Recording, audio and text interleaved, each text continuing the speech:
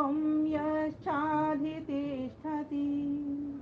स्वर्यस्य च केवलं तस्मै ज्येष्ठाय ब्रह्मणे नमः। ॐ नमस्ते अस्तु आयते, नमोऽस्तु परायते, नमस्ते प्राणतिष्ठत आसीनायोत ते नमः।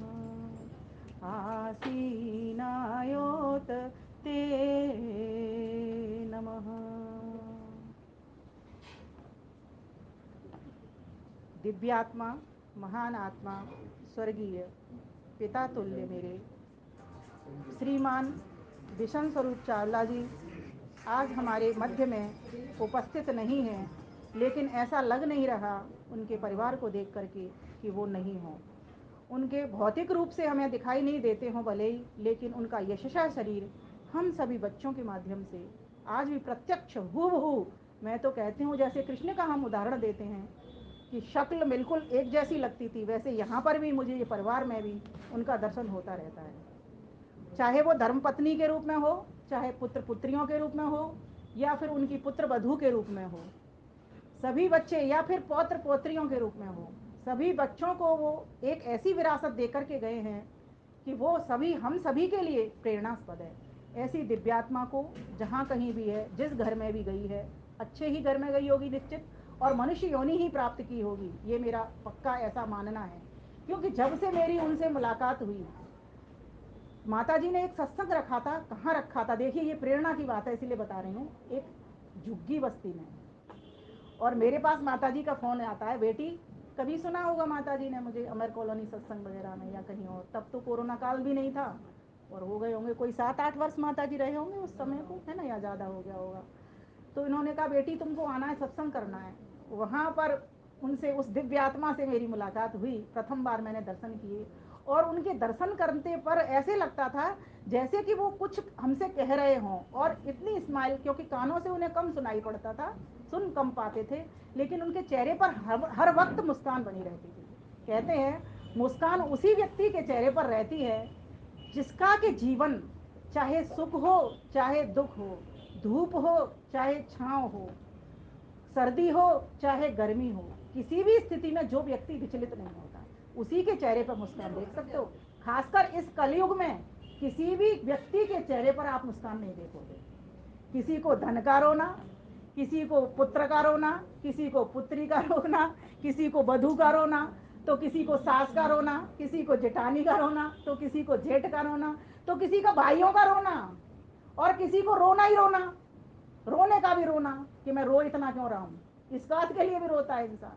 कहने का भाव यहाँ पर ये है कि हर व्यक्ति रो ही रो रहा है, लेकिन वो विरली आत्माएं होती हैं, विशेष आत्माएं होती हैं जो कि हर स्थिति में मुस्काती हैं। वो एक ऐसी महान आत्मा जो मैंने उनके भीतर अनुभव किया, चरण छुए मैंने, उन्होंने हंस करके, शब्द नहीं निकले, लेकिन मुझे उनका मन पता था, उन्होंने इस तरह से हाथ रख के मुझे आशीर्वाद दिया। उसके बाद मेरी माताजी से मुलाकात हुई, मैंने माताजी, मैं समझ तो गई थी कि इनका कनेक्शन है, जरूर ये पति पत्नी है। माताजी ने मुझे सत्संग के लिए बोला, मैं उपस्थित हो गई, मैंने अपना प्रवचन किया। बाद में उस महान आत्मा के भीतर ऐसा आकर्षण था, फिर मेरी इच्छा हुई इनसे मिलूं। फिर मैं गई, फिर मैंने चरण स्पर्श किए, फिर मैंने थोड़ा सा परिचय जानने की इच्छा किया। बड़े व्यक्ति से एकदम सीधे परिचय नहीं पूछा जाता, अपना परिचय देती रही मैं कि ऐसे मैं हूँ, माता जी ने मुझे बुलाया है। तब फिर मैं, उन्होंने अपने आप ही धीरे धीरे करके मुझे परिचय दिया। तब मुझे पता लगा कि ये एक संगठन का काम नहीं कर रहे, इन्होंने आरएसएस जैसे अनेकानेक संगठनों का काम किया है।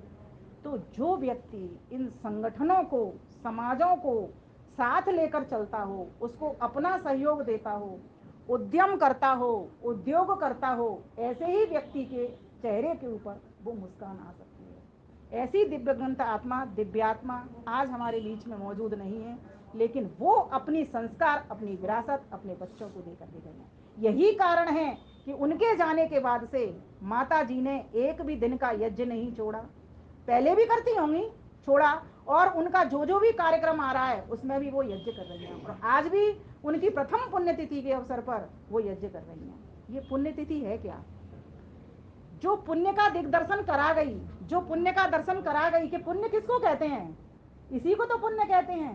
हम रोज मंत्र बोलते हैं, कौन सा, ओम भूर्भुवः स्वः तत्सवितुर्वरेण्यम भर्गो देवस्य धीमहि धियो यो न प्रचोदयात्। प्रभु तू कैसा है, प्राणवान है, प्राणों से भी प्रिय है, लेकिन इसको क्यों बोलते हैं कि जो प्राणवान है उससे संबंध करके मेरे भीतर भी वो प्राण शक्ति आ जाए।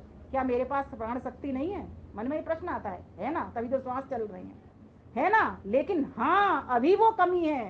क्या मैं अपने परिवार के भीतर वो प्राण का संचार कर पा रहा हूँ, जिस परिवार को वो प्राण चाहिए, जो मुझे मेरी महात्मा ने, दिव्यात्मा ने, दिवंगत आत्मा ने मुझको दर्शन कराया, क्या मैं जीवंत कर रहा हूँ अपने परिवार को?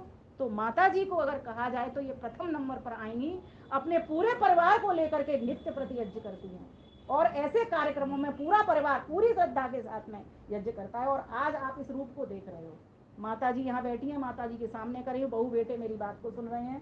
अगर कहीं भी आपको मेरी बात में असत्यता प्रतीत हो रही, क्योंकि मैं बहुत दूर से चेहरे देख करके, व्यक्ति को देख करके, परमेश्वर ने मुझे ऐसी वो दी है कि बहुत बातों को समझ लिया कर लेती हूँ, अनुभव कर लिया करती हूँ। ये भी परमात्मा की एक बड़ी कृपा होती है। ये सब काम कैसे होते हैं? ये सब काम होते हैं उस परमात्मा की एक उंगली को पकड़ने से। जो जो आदेश, निर्देश, संदेश, उपदेश वो परमात्मा कर रहा है हमारे हृदय के भीतर, वो आप सुनने वाले बन जाइए। तू कितना सुंदर है, मैं भी उतना सुंदर हो जाऊंगा, उस दिन तेरी आवाज को सुनने वाला बन जाऊंगा। आज हम इंद्रियों के दास बन गए, जबकि मैं कौन हूँ? बोलिए मेरे साथ, अहम इंद्रो अस्मि। मैं इंद्र हूँ, और इंद्र परमेश्वर को भी कहते हैं, मुझको भी कहते हैं। कितनी समानता है। वो अनंत ऐश्वर्यवान है, इसीलिए उसको इंद्र कहते हैं, और मैं जीवात्मा कम ऐश्वर्यवान हूँ। मतलब ऐश्वर्य तो प्राप्त कर सकता हूँ, लेकिन कब प्राप्त कर सकता हूँ? जब उसकी वाणी को सुनता हूँ, जब मैं उससे जुड़ जाता हूँ, जब उससे मैं मिल जाता हूँ, जब उसके दर्शन की इच्छा अपने भीतर। हमारे दर्शनकार एक सूत्र लिखते हैं, अथातो ब्रह्म जिज्ञासा। ब्रह्म को जानने की, ब्रह्म किसको कहते हैं? आनंद को कहते हैं। किसको कहते हैं? आनंद को कहते हैं। ब्रह्म कोई ऐसी सत्ता नहीं है जो अलग से कोई कहीं चौथे आसमान पर जाके बैठी हो या सातवें आसन पर। एक आनंद, और वो आनंद आपके घर में हो सकता है, वो आनंद आपके समाज में हो सकता है, वो आनंद आपके राष्ट्र में हो सकता है, वो आनंद आपके पूरे विश्व में हो सकता है। कहीं भी आप आनंद को प्रकट कर सकते हो। एक आनंद वो आप बच्चे की मुस्कान में देख सकते हो, एक आनंद आप अपनी सासू माँ की मुस्कान में देख सकते हो। लेकिन ध्यान देना, कहीं ना कहीं अगर सासू माँ मुस्कुरा रही है तो जिम्मेवार मैं हूं, कहीं ना कहीं अगर सासू माँ रो रही है तो जिम्मेवार मैं हूं। बाहरी कारणों से व्यक्ति रोता है, बाहरी कारणों से व्यक्ति हंसता है। जीवात्मा तो शुद्ध स्वरूप है, उसको तो किसी चीज की जरूरत नहीं, बस सिर्फ मात्र एक आनंद चाह रहा होता है, उस आनंद स्वरूप से जुड़ना चाहता है। और वो आनंद स्वरूप से जुड़ने के बहुत सारे माध्यम होते हैं। ये पुत्र पुत्रियां, नाते रिश्तेदार, ये सभी उसको प्राप्त करने के ही साधन मिले हैं, जो आपको एक खुशी दे सकते हैं। परिवार के भीतर अगर आप प्राणों का संचार कर लेते हो तो उस प्राण स्वरूप से जुड़ जाते हैं। दुख नाशक परिवार के भीतर के अगर आप समस्त दुखों को दूर करने के लिए आप प्रयासरत हो जाते हो, जिस जिस विधि से हो सकते हैं। अब दुख को समझ लो, दुख क्या है? जहां कहीं से आपको किसी के व्यक्ति से दुख की प्राप्ति अर्थात कष्ट की प्राप्ति होती है, या वो आपके प्रतिकूल चलता आपको दिखाई देता है, किसी कोई विरोधी तत्व होता है, वो आपके बिल्कुल उल्टा चल रहा है, तब आपको दुख की प्राप्ति होती है। तो जब आप परिवार के भीतर प्राण फूंकने चले हो, समाज के भीतर प्राण फूंकने चले हो, राष्ट्र के भीतर प्राण फूंकने चले हो, तब आपको क्या करना होगा? आपको परिवार को, समाज के, राष्ट्र के दुखों को दूर करने के लिए आगे बढ़ना होगा ही होगा। तब जाकर के आप प्राण स्वरूप की प्रार्थना करोगे तो वो सफल होगी। आज हम प्राण स्वरूप की प्रार्थना तो करते हैं, प्रभु आप भू, आप प्राणों के प्राण हो और मुझसे प्राण, ये बिल्कुल असत्य कथन है। आप हो, लेकिन क्या मैं ऐसा बन पा रहा हूँ? क्या मैं जीवन दे रहा हूँ अपने परिवार में? क्या मैं पुत्र पुत्रियों में वो संस्कार डाल रहा हूँ? क्या मैं अपने आदर्शों से वो संस्कारों को आगे बढ़ा पा रहा हूँ? क्या मैं पड़ोसी के बच्चों पर भी ध्यान दे पा रहा हूँ? क्या मैं अपने नाते रिश्तेदारों में भी प्राण फूंक पा रहा हूँ? तब तो मैं प्राण स्वरूप की प्रार्थना कर रहा हूँ। और अगर मेरा ऐसा व्यवहार मेरे माता पिता के प्रति, मेरे सास ससुर के प्रति, या मेरे अपने बच्चों के प्रति नहीं है, तो कोई प्रार्थना करने से कोई लाभ नहीं। बस इतना मात्र लाभ हो जाएगा, आप शब्द का उच्चारण जो अच्छा कर रहे हो उसकी जगह पर बुरा शब्द का उच्चारण नहीं कर पाओगे। इसीलिए आज महती आवश्यकता है उस प्राण स्वरूप को पहचानने की, उसे प्रार्थना कर स्वयं को पुरुषार्थ में ढालने की। प्रार्थना भी करें, साथ साथ पुरुषार्थ भी करें। दुखों को दूर करने वाला है प्रभु, मुझे भी वो शक्ति देना कि मैं भी सबके दुख दूर करता चलूं। आप आनंद स्वरूप हो, सुख स्वरूप हो, स्व हो। प्रभु मुझे भी वो आनंद देना, क्योंकि ध्यान देना, कोई भी व्यक्ति आनंद तभी दे सकता है जब उसके पास आनंद है। आप किसी दुखी व्यक्ति के पास जाना, निर्धन के पास ये कहोगे मुझे धन दे दो, नहीं कहोगे ना। किसी अज्ञानी के पास आप कहोगे ज्ञान दे दो, नहीं कहोगे ना। तो फिर जब नहीं कहोगे, किसी दुखी व्यक्ति के पास जब आप सुख की याचना ही नहीं कर सकते तो कहाँ जाओगे। व्यक्ति को जब शुद्ध जल चाहिए तो कहाँ जाता है, गंगा नदी के पास जाता है। तो जब हम यहाँ जाना चाहते हैं तो वो तो सुखों का भंडार है, जिसके पास ज्ञान भी है, बल भी है, श्रद्धा भी है, भक्ति भी है, शक्ति भी है, सब कुछ है उसके पास। तो एक बार उसके गुण कर्म स्वभाव को अपने जीवन में हम धारण करके तो देखें, हमारा परिवार भी सुखी होगा, हमारा समाज भी सुखी होगा, हमारा राष्ट्र भी। समाज का काम करते हो, समाज में प्राण फूकिए, उठाइए। कृष्ण भगवान ने एक अर्जुन को उठा दिया, कैसे उठाया, उठ, तू आत्मा है, तू शरीर नहीं है, इन शरीरों के लिए रो रहा है। वो रोता है, ये मेरे ताऊ हैं, ये चाचा हैं, पिता हैं, मैं कैसे हथियार उठाऊंगा, क्यों नहीं उठा सकता। तेरा शरीर भी तेरा नहीं है, तू आत्मा है, तू शरीर नहीं है, और ये सारे रिश्ते नाते आज तो हैं, ये कल नहीं रहेंगे। इसीलिए उन्होंने प्राण फूके, किसके भीतर फूके, समाज के भीतर फूके। किसके लिए फूके, राष्ट्र के लिए फूके, जिससे राष्ट्र मेरा धर्म की स्थापना करने वाला हो, अधर्म का सफाया हो। इसलिए गीता कहती है, परित्राणाय साधूनां विनाशाय च दुष्कृतां धर्म संस्थापनार्थाय संभवामि युगे युगे। और इसी को वेद ने क्या कह दिया, इंद्रम वर्धन्तु अप्तुरः किणवन्तो विश्वमार्यम् अपघ्नन्तो अरावणः अपघ्नन्तो अरावणः। आप समाज को जिंदा करने के लिए चले हो, आप परिवार को जीवित करने के लिए चले हो। विघटनकारी शक्तियां आए नहीं आपके पास, आपके परिवार को तोड़ने के लिए प्रयास किया जाएगा। लेकिन ध्यान रखना, जब कहते हैं, एक कहानी सुनी होगी आपने, जब संगठन है आपके परिवार के भीतर, माता पिता पुत्र पत्नियां सास ससुर सब एक होकर के रह रहे हैं एक परिवार में, आपका पड़ोसी कुछ नहीं बिगाड़ेगा। कोई भी शक्ति किसी का कुछ बिगाड़ ही नहीं सकती। परसों मेरे पास एक फोन आया, बहन जी हमारे ऐसे पड़ोसी आए हैं, जाने क्या क्या सरसों राई तेल कर करके हमारे घर के ऊपर फेंक जाते हैं। मैंने कहा तुम इतने निर्बल हो, इतने निर्बल हो तुम, उससे क्या फर्क पड़ना है। वो एक पोटली फेंकता है, तुम 10 फेंक दो, क्या उसका नुकसान हो जाएगा। आप ये करके तो देखो, बिल्कुल नुकसान नहीं होगा। किसी का बुरा करने से कभी भी कुछ नहीं होता, अगर मैं शक्तिशाली परमात्मा के साथ हूँ। शक्तिशाली परमात्मा तो सबसे बड़ा है ना, वो देख रहा है, जब मैं गलत नहीं हूं तो मेरा गलत नहीं होगा। ये जितने भी भोग आते हैं, जितनी भी कष्ट आते हैं, जितनी भी परेशानियां आती हैं, जितने भी क्लेश आते हैं, जितने भी आंधियां आती हैं, जितने भी तूफान आते हैं, मेरे अपने कर्मों के कारण आते हैं। तो परमात्मा हम सभी को वो शक्ति दे कि हम अपने परिवार में प्राण फूंकने वाले बने, सभी को एक जुटता में बांधने वाले बने। और वो दिव्यंत आत्मा, दिव्यात्मा ऐसे संगठन के साथ जुड़ी जिस संगठन ने उनको जीना सिखाया और अपने जीवन से दूसरों को दिखा करके उन्होंने, कहते हैं, समाज को उत्थान प्रगति के ऊपर लेकर के गए। तो आज हम सभी बच्चों का कर्तव्य बनता है कि परमात्मा हम सभी को सद्बुद्धि दे कि हम सभी अपने परिवार समाज के साथ इन यज्ञों को अपने घर से लेकर के आगे बढ़ाना प्रारंभ करेंगे। वो झुग्गी बस्ती में यज्ञ लेकर के गए, वहां पर उन्होंने सत्संग कराया था, इसीलिए कराया था कि हमारे जो हिंदू बहन भाई हैं उनको ईसाई मिशनरीज ले जा रही हैं, मुसलमान ले जा रहे हैं, धर्मांतरण हो रहा है हमारा। उस व्यक्ति के भीतर ये वो थी, तड़प थी, ऐसा ना हो जाए कहीं। तो इनको अपने संस्कारों से जोड़ो, और संस्कारों से जोड़ने के 3 ही माध्यम हैं, यज्ञ, योग और वेद। ये याद करके रखना। जब आप वेद पढ़ोगे, वेद की समीपता लोगे, वेद के भीतर ये मंत्र, मैंने अभी जो मंत्र बोला, इंद्रम वर्धन उत्तर, ये वेद का ही मंत्र है। सज्जनों की रक्षा करते चलो, अपघ्नंतो अरावण, और अराजक शक्तियों को हटाते चलो, मिटाते चलो, तो पूरा संसार कृणवंतो विश्वमार्यम श्रेष्ठ हो जाएगा, सभ्य हो जाएगा, सदाचार के गुणों से युक्त हो जाएगा। बस इतना हमको करना होगा। तो इसके लिए ये पूरा परिवार हम सभी का प्रेरक है, और मैं तो इसको कहेंगी एक उपदेशक विद्यालय। हम सभी को इससे प्रेरणा मिलती है, हम सभी को इससे प्राण मिलते हैं, हम सभी को ये शक्ति मिल करके, और हम इस शक्ति को अपने तक सीमित न रहें, इस शक्ति को आगे आगे बढ़ाते, अर्थात इस राष्ट्र की भक्ति से जोड़ दें। एक अच्छे राष्ट्रभक्त, ध्यान देना, कोई व्यक्ति वही राष्ट्रभक्त होता है जो पहले ईश्वर भक्त होता है, मातृपितृ भक्त होता है, तभी जाकर के वो राष्ट्रभक्त बनता है। जितने भी राष्ट्रभक्त इस संसार के भीतर हुए या अपने भारत देश के भीतर हुए, वे सभी के सभी ईश्वर भक्त थे। अगर जो व्यक्ति ईश्वर का भक्त नहीं होगा उसके भीतर इतना बल कभी नहीं आ सकता कि फांसी का फंदा तैयार और उठा करके ऐसे गले में करो लेना।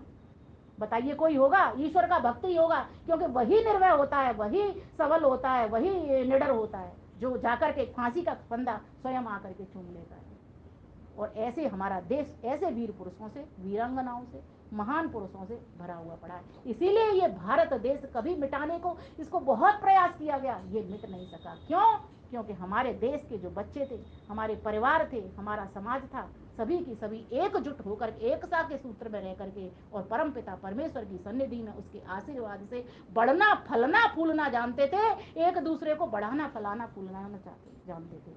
आज आवश्यकता है हम सभी बच्चों को माता पिता के प्रति श्रद्धा रखने की, आगे इस जो जो काम उन्होंने किए उस महान आत्मा ने उन कामों को आगे बढ़ाने की, उन संगठनों से भी जुड़ने की। ध्यान देना, जितने भी संगठन हैं वो हमारे हिंदू संगठन, वे सब हमारे भाई और बहन के रूप में।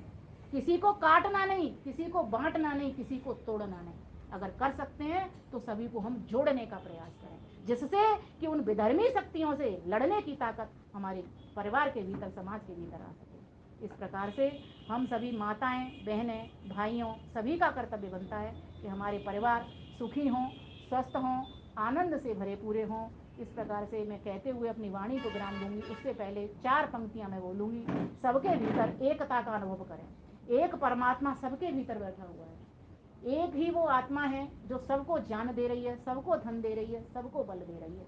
परमात्मा हम सभी के भीतर वो ज्ञान हो, वो बल हो, हम सभी धन धान्य से संपन्न हो, स्वस्थ हो, सुखी हो, आनंद से भरे, ऐसी आपसे प्रार्थना करते हैं 4 पंक्तियों के साथ में। तुझ में ओम, मुझ में ओम, सब में ओम समाया, कर लो सबसे प्यार, जगत में कोई नहीं पराया, कोई नहीं पराया।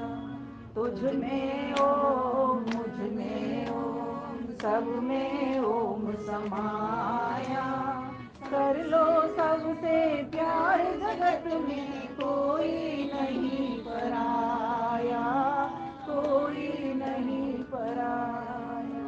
जितने हैं संसार में प्राणी, सब में है एक ज्योति, जितने हैं संसार में प्राणी, सब में है एक ज्योति। एक बाग के फूल हैं हम सब, एक माला के मोती, एक बाग के फूल हैं हम सब, एक माला के मोती। एक ही कारीगर है सबका, एक ही कारीगर है सबका, एक मिट्टी से बनाया, कर लो सबसे प्यार, जगत में कोई नहीं पराया, कोई नहीं पराया। माता भूमि पुत्रो हम पृथिव्या, पूरी भारत माता या पूरी वसुधा अर्थात पूरे विश्व की धरती हमारी माता है और मैं उसका पुत्र हूँ। पुत्र का एक कर्तव्य क्या होता है माता के लिए? अनुव्रतः पितुः पुत्रो मात्रा भवत सम्मना, जायापत्ये मधुमं वाचम वदत संत्यवाम। पुत्र पिता का आज्ञाकारी, अनुव्रतः, जैसे पिता ने व्रत लिए, संकल्प लिए, काम किया, वैसा पुत्र के भीतर भी वो भावना आनी चाहिए कि मैं जो मेरे पिता ने काम किए, क्योंकि पिता का यशस्वी जीवन जो है मुझे प्राप्त हुआ है, उसी के कारण मैं यहाँ तक पहुँच पाया हूँ, उसी के कारण मुझे समाज ने नाम दिया है, उसी के कारण मुझे समाज हार आज पहना रहा है। तो मैं उसको भूल ना पाऊं, पिता के कर्तव्यों को, दिए हुए संस्कारों के। इसीलिए पिता और माता का अनुप्रति पुत्र को होना चाहिए। फिर कहा मात्रा भवत समनाओ, माता के भीतर जबरदस्त श्रद्धा रखने वाले पुत्र की और भी महती जिम्मेवारी बढ़ जाती है जब उसका पिता नहीं होता। माता के प्रति इतनी श्रद्धा होनी चाहिए कि माँ ने एक आवाज लगाई, पुत्र चला आया। एक ही आवाज में हम आज सेवा तो कर रहे हैं, कौन नहीं करता सेवा? खाना सभी खिलाते, वस्त्र सभी देते हैं, घर में सभी रखते हैं, और हम कौन होते हैं रखने वाले? माता पिता ने हमको इस घर में जन्म दिया, उन्होंने हमको वस्त्र पहनाना सिखाया, उन्होंने हमको भोजन दिया। हम कौन होते हैं? उन्हीं की वस्तु हैं। अगर जब वो असहाय हो जाते हैं, जब वो चल फिर नहीं पाते हैं, अगर हमने पहना दिए, खिला दिए, पिला दिए, तो हमने कौन सा बड़ा काम कर दिया? हमने कोई बड़ा काम नहीं किया। हमने तो मात्र उनकी पद्धति को आगे ले जाने का काम किया है, जिससे कि हमारे पुत्र पुत्रियां, हमारी माता जी कहा करती सीढ़ी से सीढ़ी लगी हुई है, उन आदर्शों से देख करके, और जिससे कि हम अगर ऐसा करते हैं तो हमारी जो आगे आने वाली संतति है कल को वो हमारी सेवा करेगी। तो माता में यहाँ तक की श्रद्धा पहुँचनी चाहिए। फिर आगे का मात्रा भवत सम्मना जाया पत्ते मधुमती। और आपस में जब माता पिता कब खुश होते हैं, जब पति और पत्नी चकवा चकवी की हाथ रहते हैं। माँ ने कहा बेटा मुझे ये वस्तु दे दो, और बेटा की जगह अगर बहू पहले चल करके आ जाती है तो माता की आशीर्वादों की झड़ी लग जाती है। पुकारा था बेटे को और बहू चली आई, कितने आशीर्वाद निकालती है। हम कभी माता पिता का ऋण चुका सकते नहीं, इनके तो एहसान इतने हम गिना सकते नहीं। हम कभी माता पिता के ऋण चुका सकते नहीं। वीरवन ने लाखों रुपयों की थैली ला करके अपनी माँ के चरणों में डाल दी। माता मैं तेरा कर्ज चुकाने आया हूँ। माता हंसी और माता रो गई। बेटा पूछता है माँ तुम हंस रही हो रो रही हो, ये दो दो खेल क्यों कर रही हो मेरे सामने। बेटा मैं हंसी तो यूं, तू मेरा कर्ज चुकाना चाहता है और मैं रोई क्यों सुन। जब तू छोटा था तो मैं तेरी नैपी बदल बदल करके तुझे सूखा सूखा आसन दिया करती थी और मैं खुद गीले में सोया करती थी मेरे लाल। और आज तू मुझे ठीपुरियों से तू मेरे को श्रद्धा करने दिखाने आया, मेरे ऋण को चुकाने आया। तू नहीं जानता मैंने तेरे लिए कितनी मन्नतें मांगी, कितने मैं बाबाओं के दरवाजे पे गई, कितने मंदिरों में मैं गई, कितने मैंने पूजा पाठ किए, तब जाकर के तू मुझे पुत्र रूप के रूप में, रत्न के रूप में, धन के रूप में मुझे प्राप्त हुआ। लाल तू मैं मेरे को चुकाना चाहता है, ले चुकाना चाहता है तो चुका। माता कह पड़ती है उससे, बेटा कहती है बोल माता मैं तेरा आज ऋण चुका करके रहूं जिस तरह चाहती है। माता सो गई, बेटा सो रहा है। रात को माता उठती है, माता तो परीक्षा करना चाह रही है कि बेटा मेरा कैसा ऋण चुका रहा है। उठती है, कहती है बेटा मुझे पानी पिला दे, पानी पिला दे। बेटा उठता है बड़ी शान से और माँ को पानी का गिलास ला के देती है। माता तृप्त हो जाती है। माता को पता है अभी तो मैंने एक बार पानी पिया मांगा है इससे, और मैंने तो इसको 10 बार मैंने इसकी लंगोटियां पहना पहना करके बिस्तर को सीखा किया। एक घूंट पिया और उसने गिरा दिया। थोड़ी देर के बाद, 1 घंटे के बाद माता उठती है, बेटा मुझको प्यास लगी है, मुझे पानी पिला दे। बेटा देखता है कि इसको तो अभी तो मैंने पानी दिया था 1 घंटे में, कभी तो ऐसा होता नहीं था, आज इसको 1 घंटे में प्यास लगी। अब थोड़ा सा जो नरमी थी उसमें थोड़ी गर्मी और मिल गई, थोड़ा नमक मिर्च मसाला मिल गया। अब की बार वो थोड़ा सा जाता है, मैंने अभी तो दिया था, आपने फैला दिया पानी। माते ने कहा बेटा मुझसे गिर गया, मुझे नहीं दिखा रात्रि में। माँ ने वो बेटा चला जाता है, माँ सो जाती है। फिर 1 घंटे बाद उठती है। माँ को तो परीक्षा लेनी है कि ऋण चुकाने चला, इसीलिए वो हंस रही है और रो रही है, दोनों का कर रही है। फिर बेटे को बात लगाती है, बेटा मुझे 1 गिलास पानी दे दे। बेटा 1 गिलास पानी लेकर के आता है और अब की बार तो ले मर बुढ़िया पी। बुढ़िया तो सच में ही मर गई। ले बेटा सुनना चाहता तो सुन। सुनाती है माता। हमारे आचार्य सतीश जी बड़े अच्छे से आपको इस घटना को पूरी कर देंगे अभी थोड़ी देर के बाद में। मैं थोड़ा सा कह करके अपनी वाणी विराम दूंगी कि वो कहती है कहती है वो कि देख, मैं जब तू मेरे गर्भ में आया ना तो मैं ये कहती थी भगवान से, भगवान मेरा गर्भ सुरक्षित रहे और मैं जितने भी आहार दे सकती हूँ मैं तुझे आहार वो देने का प्रयास करने लगी। वैद्यों के पास जाने लगी कि मेरा गर्भ सुरक्षित रहे। और जब तेरे होने का टाइम आया ना तो मैं सबसे ये पूछा करती थी मेरे बेटा होगा या बेटी होगी, पुत्र होगा या पुत्री होगी। तो मुझे मेरे पंडित जी ने मुझे बता दिया कि बेटा होगा, तो मैं खुशी के मारे फूली नहीं समाई। फिर मैंने पूछा कि ये बताओ मेरा बेटा बनेगा क्या। तो बोले माता अगर तुम्हारा बेटा रात्रि के प्रथम पहर में हो गया तब तो थानेदार बन जाएगा, नहीं चौकीदार बन जाएगा, और दूसरे पैर में हुआ तो थानेदार बन जाएगा, और तीसरे पैर में बना हुआ तो मंत्री बन जाएगा। तो उसने कहा कि मैंने बेटा पहले प्रथम में नहीं चाहा कि तू हो जाए, मैं नहीं चाहती बेटे को थानेदार, मैं नहीं चाहती कि दूसरे पैर में हो कि तू वो बने, क्या कहते हैं उसको, चौकीदार बने, और दूसरे पैर में थानेदार बने, और तीसरे पैर में मैं चाहती थी तू मंत्री बने, क्योंकि मैं तुझे मंत्री के रूप में देखना चाहती थी। इसीलिए मैंने क्या किया, दोनों टांगों को बांध कर पेड़ से उल्टी लटक गई। बेटा तब जाकर के तू मुझे पुत्र रूप में प्राप्त हुआ, तू फिर मंत्री बना, क्योंकि मंत्री था जो बीरबल अकबर के दरबार। ये किस्सा इस तरह से कहा जाता है, पर कहने का बावजूद जो भी हो, जो भी घटना हो, ये हम सभी को समझाने के लिए है कि माता किस तरीके से बच्चे को पहले तो गर्भ में लाती है, कितनी उसके लिए प्रार्थना करती है, गर्भ को सुरक्षित करती है, जितनी दवाइयाँ अच्छी अच्छी खा सकती है, औषधियाँ, अन्न वो खाती है, पौष्टिक आहार लेती है, उसके बाद हो जाता है तो 4 साल तक तो उसके सूसू पॉटी में ही लगी रहती है।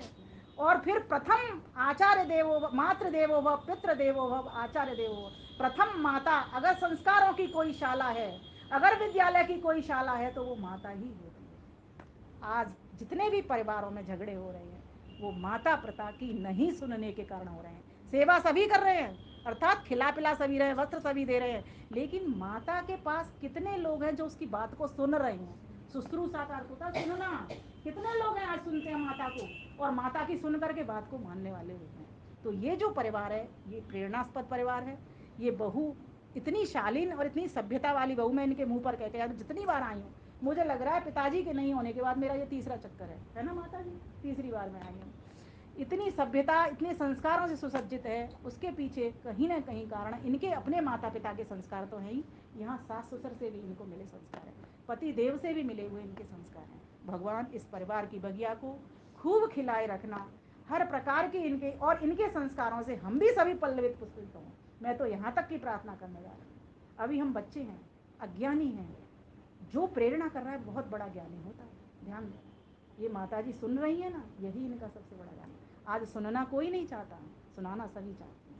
इसीलिए इन माता जी को मैं नमन करती हूँ। पूज्य दिवंगत आत्मा तो पता नहीं किसके घर चलेगी, हम नहीं जानते, ईश्वर को जानता है वो तो। लेकिन जो भी हो, हम सब के रूप में माताओं पिताजी का जो यशस्वी शरीर है वो विद्यमान है, और यशस्वी शरीर हम सबको भी यशस्वी बनावे, तेजस्वी बनावे, वर्चस्वी बनावे, हम सभी के उद्यान खिलें, फूलें, महकें। ऐसी मैं परमात्मा से प्रार्थना करती हूँ और अपनी वाणी को विराम देती हूँ। आप सभी का बहुत बहुत धन्यवाद, हृदय से नमन करती हूँ श्रद्धापूर्वक सुनने के लिए। तुझ में ओम, मुझ में ओम, सब में ओम समाया, कर लो सबसे प्राण जगत में कोई नहीं पराया, कोई नहीं पराया। जितने हैं संसार के प्राणी सब में है एक ज्योति, एक बाग के फूल हैं हम सब, एक माला के मोती। एक ही कारीगर है सबका, एक ही कारीगर है सबका, एक मिट्टी से मनाया। कर लो सबसे प्यार जगत में कोई नहीं पराया, कोई नहीं पराया। तुझ में ओम, मुझ में ओम, सब में ओम समाया। कर लो सबसे प्यार जगत में कोई नहीं पराया, कोई नहीं पराया। एक पिता के बच्चे हैं सब, एक हमारी माता, दाना पानी देने वाला एक हमारा दाता। फिर ना जाने किस मूर्ख ने, फिर ना जाने किस मूर्ख ने लड़ना हमें सिखाया। कर लो सबसे प्यार जगत में कोई नहीं पराया, कोई नहीं पराया। ऊंच नीच और भेद भाव की दीवारों को तोड़ो, बदला जमाना तुम भी बदलो, बुरी आदतें छोड़ो। जागो और जगा दो सबको, जागो और जगा दो सबको, समय ये ऐसा आया।